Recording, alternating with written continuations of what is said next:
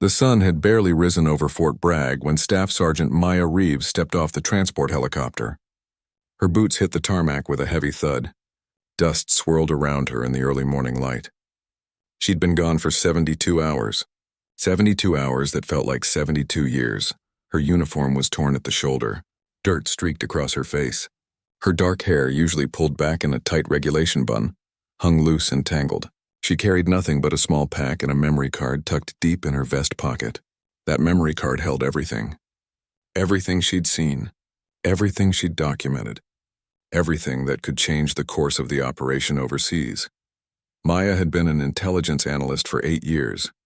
She wasn't supposed to be in the field. She was supposed to be behind a desk looking at screens, piecing together information that other soldiers brought back. But 3 days ago, everything changed. The mission had started simple enough. A routine surveillance flight along the Syrian border. Maya had been assigned to accompany a recon team as an observer. Her job was to identify targets from the air and mark coordinates. Nothing more. Nothing dangerous, but then the helicopter took fire. She remembered the sound. That sharp crack of bullets punching through metal, the pilot screaming into his headset. The co-pilot slumped forward. Blood everywhere. The aircraft spinning, falling. The ground rushing up to meet them. They went down hard in the mountains. 20 miles inside enemy territory. 20 miles past where any American soldier was supposed to be. The pilot died on impact. The co-pilot lasted another hour before his injuries took him. Maya was alone. Alone with a broken radio, a sidearm with 2 magazines, and a landscape filled with hostiles. She should have died there. But Maya Reeves didn't die easy. She spent the next 3 days moving through enemy terrain. She watched. She documented. She saw things that command needed to know. Troop movements, weapon caches, supply routes that intelligence hadn't known existed. She used the camera from the downed helicopter and recorded everything on that memory card. And then, through sheer determination and a will that refused to break, she made it to an extraction point, a place she shouldn't have been able to reach. A place that required crossing 30 miles of hostile ground on foot. But she did it. Now she was home. And she needed to report what she'd seen. Maya walked across the base toward the command building. Soldiers stopped and stared. Word had already spread that she'd been missing, that her helicopter went down. Some had assumed she was dead. Seeing her now, looking like she'd crawled out of hell itself, they didn't know what to say. She didn't stop to talk. There wasn't time. Inside the command building, the air conditioning hit her like a wall of ice. She'd gotten used to the desert heat. This felt wrong. Too cold, too clean, too safe. She walked down the hallway to Captain Robert Hendricks' office. Hendricks was the officer in charge of intelligence operations. He was the one who needed to see what she'd brought back. She knocked twice. "Enter," came the voice from inside. Maya stepped through the door. Captain Hendricks sat behind his desk, perfectly pressed uniform, coffee steaming beside his keyboard. He looked up at her and his eyes widened. "Reeves? My God, we thought you were—" "Sir, I need to debrief immediately," Maya interrupted. Her voice was hoarse from 3 days in the dust and heat. "I have critical intelligence from behind enemy lines." Hendricks stood up, confusion crossing his face. "Behind enemy lines?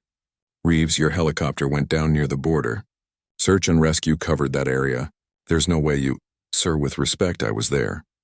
Maya pulled the memory card from her pocket and placed it on his desk. "Everything's on here. Troop movements, weapons, supply routes. They're mobilizing for something big, and they're doing it in areas we thought were clear." The captain stared at the memory card like it was a foreign object. Then he looked back at Maya. Something in his expression changed. The concern faded. Something else replaced it. Doubt. "Reeves, you've been through a trauma. A helicopter crash. 2 dead crew members, exposure. You're probably dehydrated, exhausted." "I know what I saw, sir." "I'm sure you think you do," Hendricks said slowly. He didn't pick up the memory card. But the crash site was located 18 miles inside friendly territory. Search and rescue confirmed it. You couldn't have been behind enemy lines. Maya felt ice forming in her stomach.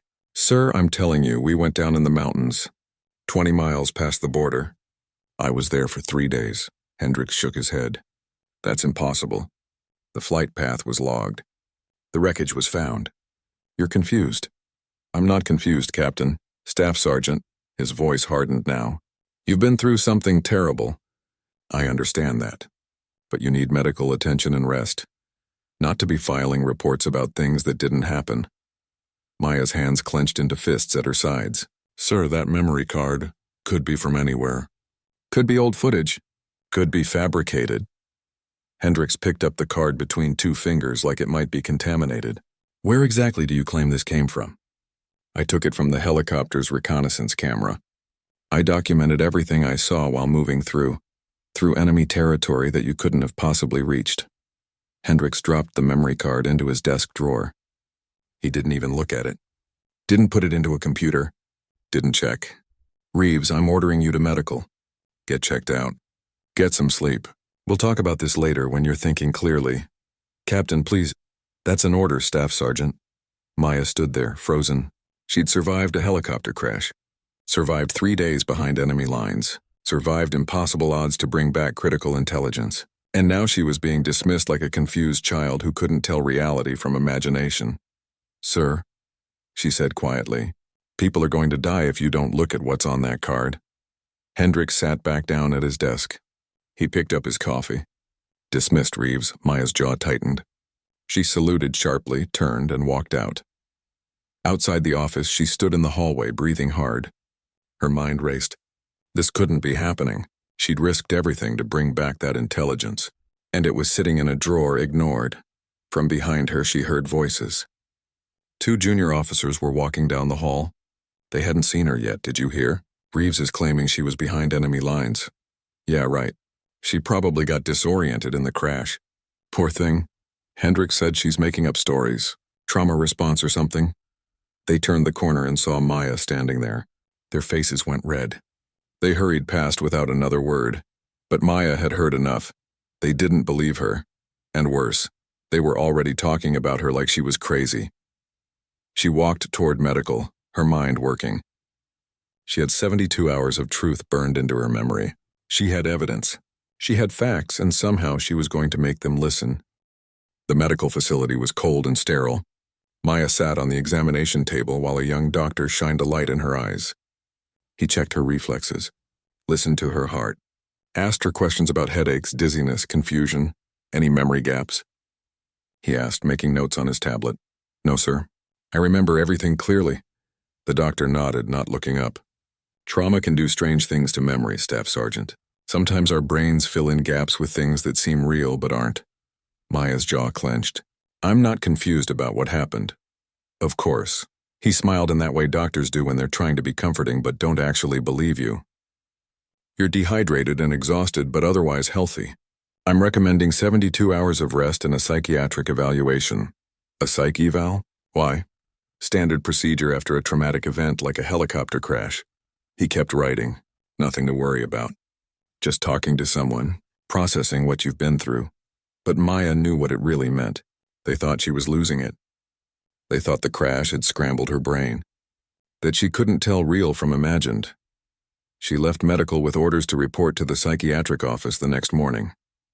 As she walked across the base, she felt eyes on her. Soldiers whispering, pointing. The story was spreading fast. Maya Reeves went, crazy in the desert. Maya Reeves is seeing things, Maya. Reeves can't be trusted anymore. She made it to her quarters and locked the door behind her. The small room felt like a cage. She sat on her bunk and put her head in her hands. Everything hurt. Her body, her pride, her sense of justice. She'd done everything right. She'd survived. She'd completed a mission that wasn't even hers to complete. And now she was being treated like a liability. Her phone buzzed. A text from Lieutenant Sarah Chen, one of the few friends Maya had on base. Heard you're back. You okay? People are saying crazy things. Maya typed back. I'm fine. The crazy things are true. All of it. 3 dots appeared, disappeared, appeared again. Then, meet me at the commissary. 20 minutes, Maya changed into a clean uniform, washed the dirt from her face, pulled her hair back into a proper bun. She looked at herself in the mirror. The woman staring back looked tired, worn down, but not broken. Not yet. At the commissary, Sarah was waiting at a corner table with 2 cups of coffee. Sarah was Air Force, a drone pilot with sharp eyes and a sharper mind. She and Maya had gone through a joint training exercise 2 years ago and stayed close ever since. Maya sat down and wrapped her hands around the warm cup. "You look like hell," Sarah said quietly. "I've been told." Sarah leaned forward. "What really happened out there, Maya?" And for the first time since coming back, Maya told the whole story. Every detail. The helicopter taking fire, going down in the mountains, the pilot and co-pilot dying, being alone in hostile territory, moving through the night, seeing the enemy forces mobilizing, recording everything, making it to extraction. Sarah listened without interrupting. When Maya finished, she sat back and let out a long breath. "That's incredible. You're lucky to be alive." "I know, but Hendricks doesn't believe me. He won't even look at the evidence." "Why not?"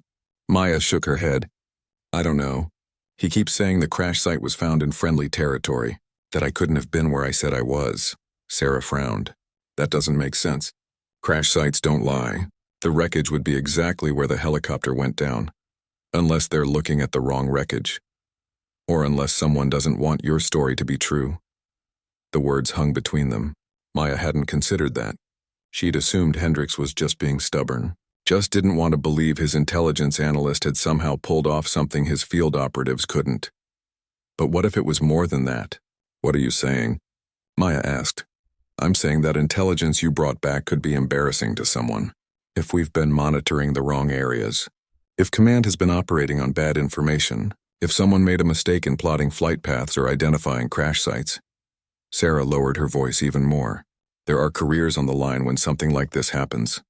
Maya felt anger rising in her chest. "So they'd rather call me crazy than admit they were wrong?" "I'm not saying that's what's happening, but I've seen it before. The military doesn't like admitting mistakes." Maya thought about the memory card sitting in Hendricks' drawer. All that intelligence, all that proof, just sitting there while enemy forces moved weapons and troops through routes command didn't even know existed. "I need to get that memory card back," Maya said. "How? You can't just break into a captain's office." "I don't know, but there has to be a way." Sarah studied her for a long moment. "What if I told you there might be another way to prove where you were?" Maya looked up. "What do you mean?" "Satellites. We have surveillance satellites that sweep that entire region every few hours. If you were really where you say you were, doing what you say you were doing, there might be imagery." Hope flickered in Maya's chest for the first time since coming back. "Can you access those?" "Not me. I'm just a drone pilot, but the intelligence division can. They'd have to request it through proper channels, which means Hendricks." "Yeah." The hope died as quickly as it had sparked. "He'll never authorize it. He's already made up his mind." "Then you need to go over his head." Maya shook her head. "Going over a superior officer's head? That's career suicide. And letting him destroy your credibility isn't?" Sarah had a point. Maya's reputation was already being shredded. By tomorrow, everyone on base would think she'd lost her mind. By next week, she'd probably be reassigned to some desk job where she couldn't do any damage. Her career was already over unless she fought back. "Who would I even go to?" Maya asked. "Colonel Marks. He oversees all intelligence operations in this sector. If you request a formal investigation, he has to at least hear you out." Maya considered it. Colonel Marks was a decorated officer with 30 years of service. He was fair but strict. He didn't tolerate games or politics. If she brought this to him, he'd either help her or bury her even deeper. It was a risk. But what choice did she have? "I'll do it," Maya said. "First thing tomorrow." Sarah reached across the table and squeezed her hand. "For what it's worth, I believe you." Those words meant more than Sarah probably knew. Maya felt tears threatening but pushed them down. She couldn't afford to break. Not now. That night, Maya lay in her bunk and stared at the ceiling. Sleep wouldn't come. Every time she closed her eyes, she was back in the mountains. Back in the heat and dust. Back watching enemy soldiers moving equipment that command didn't know existed. People were going to die because of this. American soldiers were going to walk into areas they thought were safe. And they were going to get ambushed because the intelligence was wrong. And all because one captain was too proud or too scared to admit he might have made a mistake. Maya's phone buzzed. Another text. This one from a number she didn't recognize.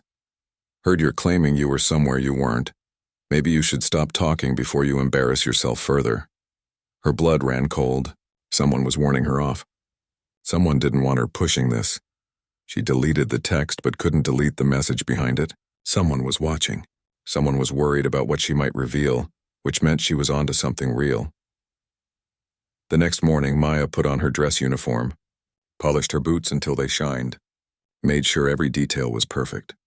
If she was going to request a formal investigation, she was going to look like the professional soldier she was. She walked to the administration building where Colonel Marks had his office. Her heart pounded with every step. This was it. This was her shot. She reached the colonel's office and told his assistant she needed to request a meeting. The assistant, a corporal who looked barely old enough to shave, typed something into his computer. "The colonel is very busy, Staff Sergeant." "What's this regarding?" "A formal investigation request regarding intelligence from behind enemy lines." The corporal's eyebrows went up. He picked up his phone and spoke quietly. Then he hung up and looked at Maya with something between surprise and concern. "The colonel will see you now." Maya's heart hammered. This was really happening. She stepped into the office. Colonel Marks sat behind a large desk, silver hair cut military short, jaw like granite. He looked up at her with eyes that had seen decades of war. "Staff Sergeant Reeves, I've been hearing interesting things about you." Maya stood at attention. "Sir, I'm here to request a formal investigation into intelligence I gathered while behind enemy lines in—" "I know what you're claiming, Staff Sergeant." The colonel's voice was hard. "Captain Hendricks briefed me this morning. He says you're confused about where you were and what you saw, that you need rest and counseling, not an investigation." Maya's stomach dropped. Hendricks had already gotten to him. Maya stood frozen in Colonel Marks's office. Hendricks had beaten her here, already poisoned the well, already painted her as unstable, but she hadn't survived 3 days in enemy territory by giving up at the first obstacle. "Sir, with respect, Captain Hendricks is wrong," Maya said, her voice steady despite the fear coursing through her. "I know exactly where I was and what I saw. I'm requesting satellite imagery verification of my position during the 72 hours I was missing." Colonel Marks leaned back in his chair. He studied her for a long moment. "Satellite imagery requests require significant resources, Staff Sergeant. They require justification. What you're asking me to do is question the assessment of a superior officer based on your word alone." "Based on my evidence, sir. I have documentation on a memory card that—" "Captain Hendricks showed me the memory card." The colonel's words hit like a physical blow. "He had his team analyze it this morning." Maya's breath caught. And they determined the footage could have been taken from anywhere. There's nothing on it that definitively proves you were behind enemy lines. Trees, rocks, some distant figures that could be anyone." He paused. "It proves nothing. Sir, there are coordinates embedded in coordinates that don't match any known operation zone." The colonel stood up, his full height imposing. "Staff Sergeant Reeves, I respect your service. I respect what you've been through. But right now you're asking me to believe that you, an intelligence analyst with minimal field training, somehow survived and operated behind enemy lines for 3 days, that you gathered intelligence that our trained field operatives haven't been able to gather, and that the crash site investigation, the flight path data, and your commanding officer are all wrong." He shook his head. "Do you understand how that sounds?" Maya felt the walls closing in. "Sir, I understand how it sounds. But it's the truth.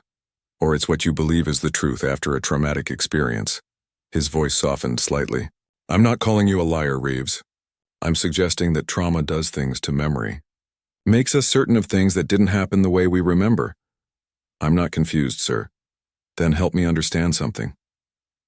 The colonel walked around his desk, standing directly in front of her. The crash site was found. The wreckage was documented. The black box data was recovered. Everything points to the helicopter going down exactly where the flight plan said it would. 18 miles inside friendly territory, not 20 miles past the border. So explain to me how all of that physical evidence is wrong, but your memory is right. Maya's mind raced. The black box, flight data, physical evidence. How could all of that be wrong? Unless, sir, what if someone is looking at the wrong crash site? The colonel's expression hardened. Now you're suggesting our recovery teams don't know how to identify a crash site? No, sir. I'm suggesting maybe there's a reason someone wants everyone to believe I wasn't where I was. And what reason would that be? Maya hesitated. She didn't have proof. Didn't have anything but a gut feeling and Sarah's suggestion about careers and embarrassment. I don't know, sir. But something isn't right about this. Colonel Marks walked back to his desk. He picked up a folder and held it out to her. This is your psychiatric evaluation appointment. Tomorrow at 0900 hours. Until you're cleared by medical and psychiatric services, you're on administrative leave. No duties, no access to classified materials, no involvement in any operations. Maya took the folder with numb fingers. Sir, that's all, Staff Sergeant. Dismissed. She saluted and walked out. Her legs felt like lead, her chest tight. They'd boxed her in completely. Psychiatric evaluation, administrative leave, no access. They were neutralizing her without officially charging her with anything. Outside, the North Carolina sun beat down mercilessly. Maya walked across the base in a daze. Other soldiers passed by. Some stared. Some whispered. One lieutenant she'd worked with for 2 years crossed to the other side of the path to avoid her. She was becoming a ghost. A cautionary tale. The analyst who lost her mind in the desert. Back in her quarters, Maya sat on her bunk and opened the folder. Standard psychiatric evaluation forms. Questions about stress, trauma, sleep, memory, mental state. All designed to determine if she was fit for duty. All designed to prove she was crazy. Her phone rang. Sarah, how'd it go? Sarah asked. Maya told her everything. The colonel already being briefed by Hendricks. The memory card being analyzed and dismissed. The psychiatric evaluation. The administrative leave. They're shutting you down, Sarah said quietly. I know. There's something else you should know. I asked around quietly about the crash site investigation. The recovery team that found your helicopter. They were dispatched within 4 hours of you going missing. That's fast, Maya, unusually fast. And what are you saying? I'm saying someone knew exactly where to look.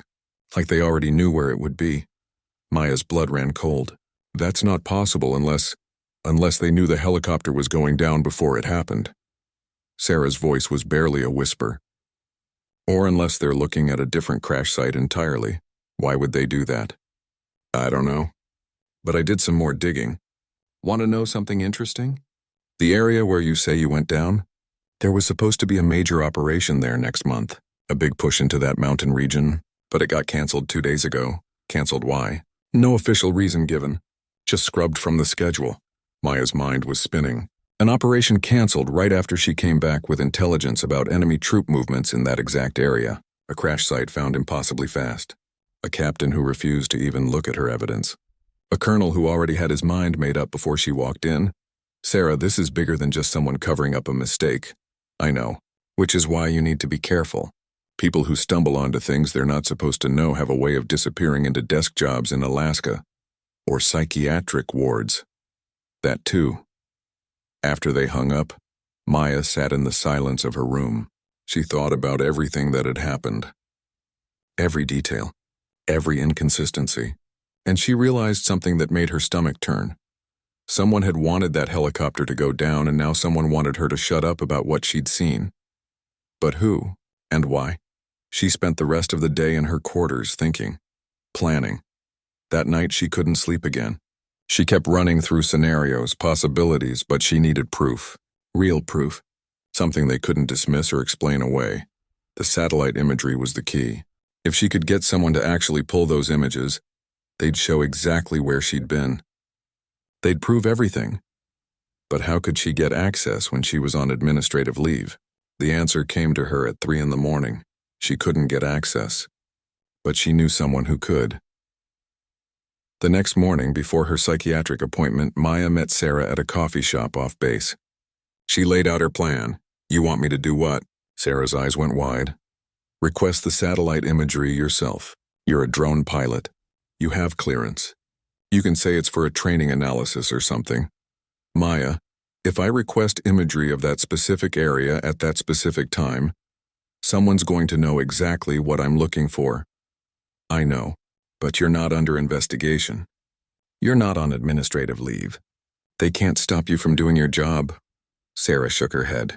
This could end both our careers. My career's already over unless we prove I'm telling the truth. Maya leaned forward. Please, Sarah, you said you believed me. I need you to prove it. Sarah was quiet for a long time. Then she let out a long breath. Okay, I'll put in the request today. But if this blows up, we're both going down. I know. Thank you. The psychiatric evaluation was exactly what Maya expected. A middle-aged psychiatrist with kind eyes and a gentle voice asking her to describe what happened. Asking about her stress levels. Her sleep. Whether she'd experienced hallucinations or delusions, Maya answered everything honestly. Calmly. She didn't get defensive. Didn't argue. She simply stated the facts as she knew them and let the psychiatrist draw his own conclusions. "You seem very certain of your experience," the psychiatrist said, making notes. "I am certain, sir, because it happened. And the fact that multiple sources of evidence contradict your account doesn't give you pause. It tells me something is wrong with those sources." More notes. More gentle questions. More subtle suggestions that maybe she wasn't remembering things correctly. After an hour, he set down his pen. "I'm going to recommend continued evaluation, Staff Sergeant. I don't think you're delusional or dangerous, but I do think you've experienced significant trauma, and you may need time to process it." It was a political answer, not clearing her, not condemning her, just kicking the can down the road. Maya left the appointment feeling hollow. She was in limbo now. Not crazy enough to discharge, not stable enough to trust.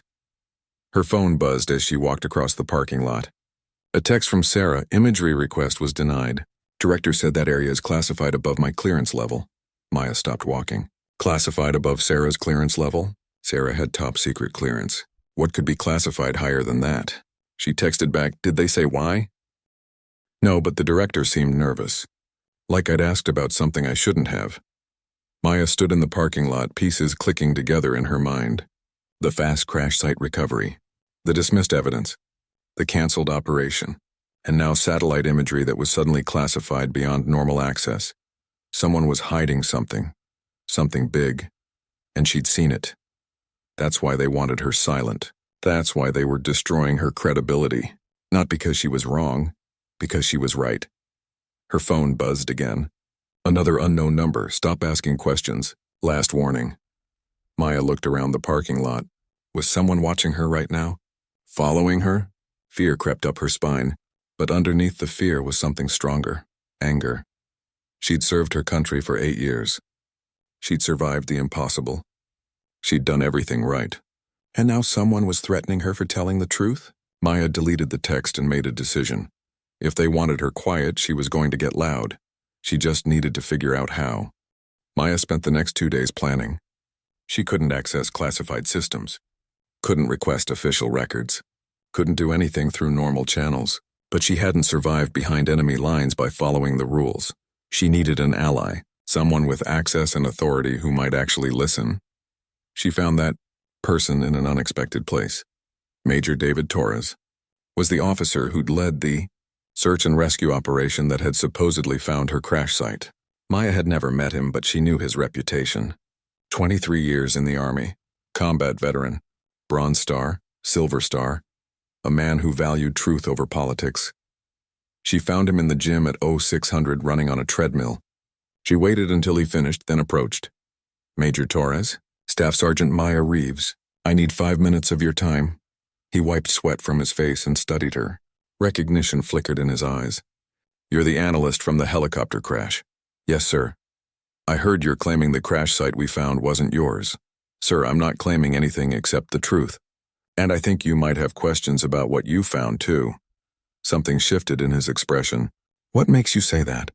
"Because a helicopter crash leaves debris, personal effects, bodies, and I'm guessing what you found didn't quite add up." Torres was quiet for a long moment. Then he gestured toward the door. "Walk with me." They stepped outside into the cool morning air. Torres didn't speak until they were far from other soldiers. "Off the record?" he asked. "Yes, sir." "The crash site we found was wrong. I knew it the moment I saw it." His jaw tightened. The debris pattern was inconsistent. The impact crater was shallow.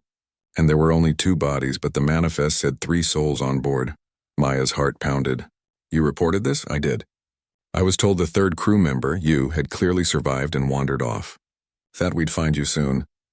He looked at her directly, but that didn't explain the other inconsistencies. The helicopter we found had been down longer than 4 hours. The metal was cold. The blood was already dried and dark. The whole scene felt staged. Staged for what? That's what I couldn't figure out. Why would someone stage a crash site? He paused. Unless the real crash site was somewhere we weren't supposed to look. 20 miles past the border. In the mountains, Torres nodded slowly. That would explain a lot, including why I was ordered to cease the search after we found that wreckage. Usually we search for survivors for at least 72 hours, but I was pulled back within 6 hours. His voice hardened. Someone wanted us to find that crash site and stop looking. Someone knew I was out there. They knew where the real crash happened, and they couldn't let a recovery team find it. Why not? Maya took a breath. Because that area is supposed to be clear of enemy activity. But it's not. I saw troop movements, weapons, supply lines. If a recovery team had gone in there, they would have seen it too. And someone would have had to explain why our intelligence was so wrong about that region. Torres stopped walking. You're talking about a massive intelligence failure. Or something worse. Worse how? I don't know yet. But someone is protecting it. Someone with enough authority to stage a crash site, falsify reports, and classify satellite imagery above top-secret clearance. Torres pulled out his phone. I still have photos from the crash site. I kept them because something felt off. He pulled up the images and showed Maya. This is what we found. Maya looked at the photos. It was a helicopter wreckage, but it wasn't hers. The tail number was close but different. The damage pattern was wrong. And Torres was right, the whole scene looked staged. This isn't the helicopter I was on, Maya said. I know. I ran the tail number. This bird was decommissioned 8 months ago, supposed to be in a scrapyard in Germany. He put his phone away. Someone planted old wreckage and called it your crash site. Can you help me prove that? Torres looked at her for a long moment. What you're asking could end my career. I know, sir. But people are going to die if we don't expose this. There's an entire enemy force mobilizing in an area we think is safe. And you have proof of this? I did, a memory card. But Captain Hendricks has it. Then we need to get it back. Torres checked his watch. Hendricks teaches an intelligence briefing every Thursday morning at 0800. His office is empty for 90 minutes. Maya's eyes widened. Sir, are you suggesting... I'm not suggesting anything, Staff Sergeant. I'm just stating facts. He met her gaze. But if someone were to retrieve evidence that belongs to them, I wouldn't consider that theft. 30 minutes later, Maya stood outside Hendricks's office. Her hands were shaking.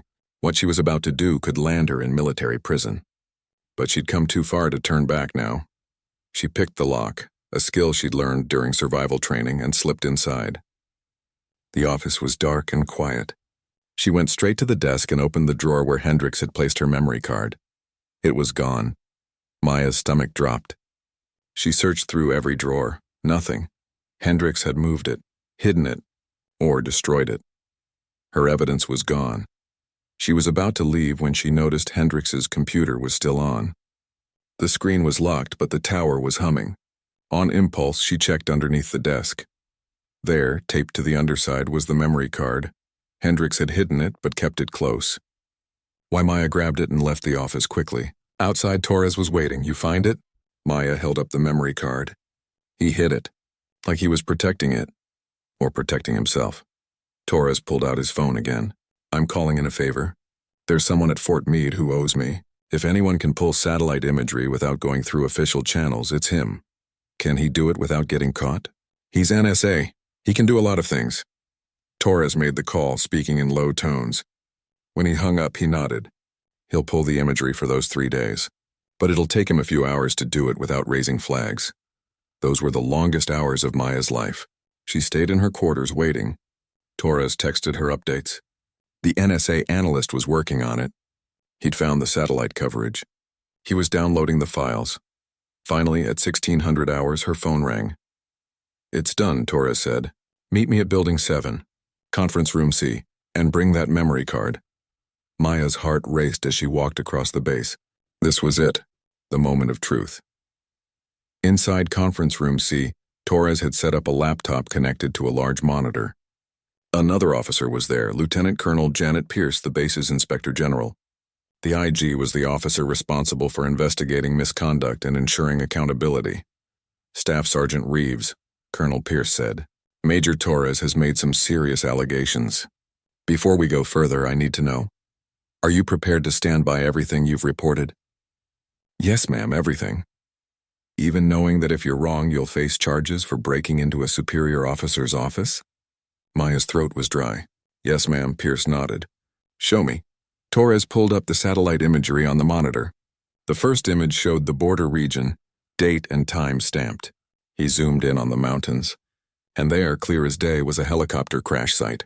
Not near the border, not in friendly territory, but 23 miles inside enemy-held mountains, exactly where Maya said she'd been.